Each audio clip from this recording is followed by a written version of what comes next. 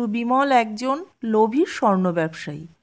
তিনি চান ধনী হতে, তাই তিনি সবসময় ঈশ্বরের কাছে প্রার্থনা করেন অনেক অনেক সোনা অর্জন করতে। আর এজন্য তিনি তার দোকানের ক্রেতাদের ওজনে সোনা কম দেন। আমি এখন অনেক অনেক সোনার মালিক। আমি এখন অনেকের থেকে বড় লোক। আরো আরো সোনা চাই, অনেক অনেক সোনা। হে ঈশ্বর, তুমি আমায় এমন শক্তি দাও যাতে আমি কোনো কিছু স্পর্শ করলে তা সোনা হয়ে যায়। তুমি তু- তুমি কে? আর এই আমার গুপ্ত ঘরে কি করছো? আমি স্বপ্নরাজ্যের মানুষ, তুমি আমায় চিনবে না। তুমি এখানে এলে কি করে?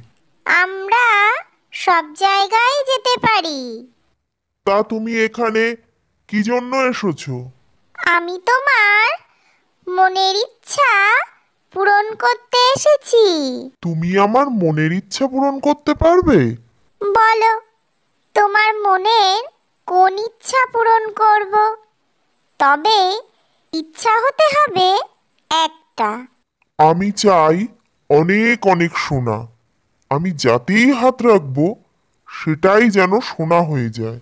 তোমার এই ইচ্ছা তোমার জন্য ভালো হবে না।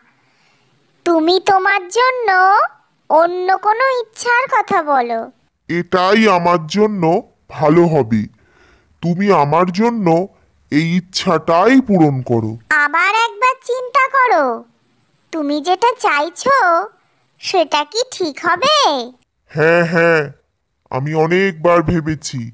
এটা আমার জন্য একদম সঠিক সিদ্ধান্ত। ঠিক আছে, এই নাও তাহলে। এটা কি? এ তো দেখছি একটা পাথর। আর এই পাথর দিয়ে আমি কি করব?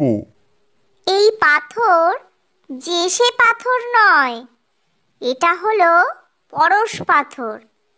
এই পাথর কখনো যেন হাতছাড়া করবে না।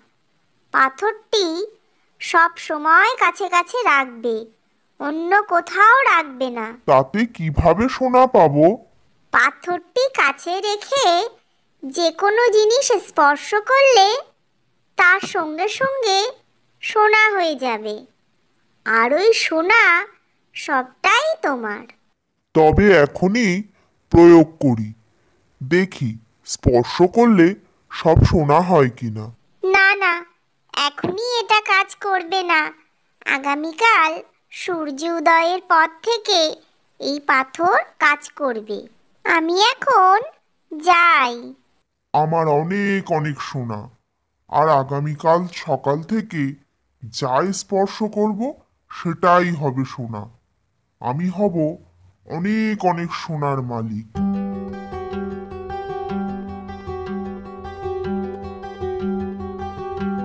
পাথরটা এক হাতে ধরি, আর একটা হাত দিয়ে জিনিস স্পর্শ করি। এই তো, এই ফুলদানিটা আগে স্পর্শ করি। ও কি মজা, কি দারুণ! ফুলদানি সোনা হয়ে গেছে। এই তো, ওই কাঠের চেয়ারটা স্পর্শ করি। বাহ, কি সুন্দর! চেয়ারটা সোনা হয়ে গেছে। এবার আলমারি, তারপর ড্রেসিং টেবিলটা স্পর্শ করব।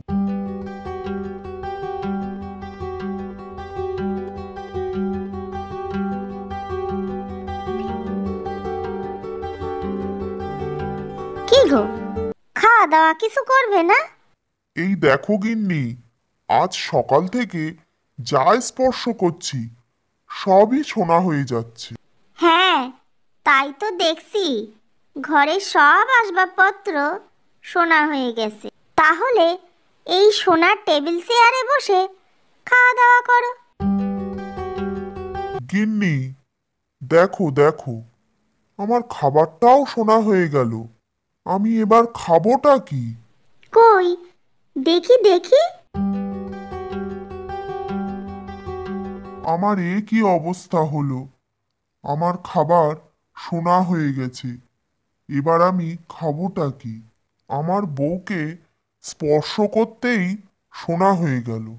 এখন আমি কি নিয়ে থাকব, কিভাবে বাঁচব? ভগবান, আমি বড়লোক হওয়ার নেশায় মত্ত হয়ে অনেক সোনা পেয়েছি, কিন্তু স্ত্রীকে হারিয়েছি, খাবার খেতে পাচ্ছি না।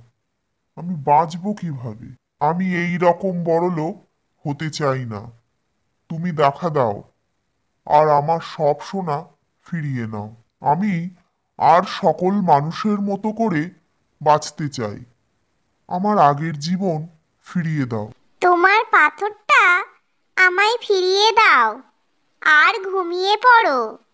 আগামীকাল সকাল থেকে আবার সব স্বাভাবিক হয়ে যাবে।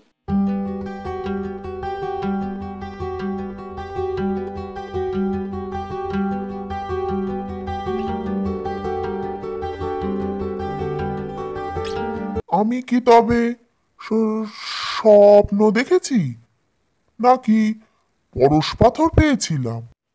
অতিলোভ কখনোই ভালো নয়, তাই সকলকে লোভ সংবরণ করা উচিত।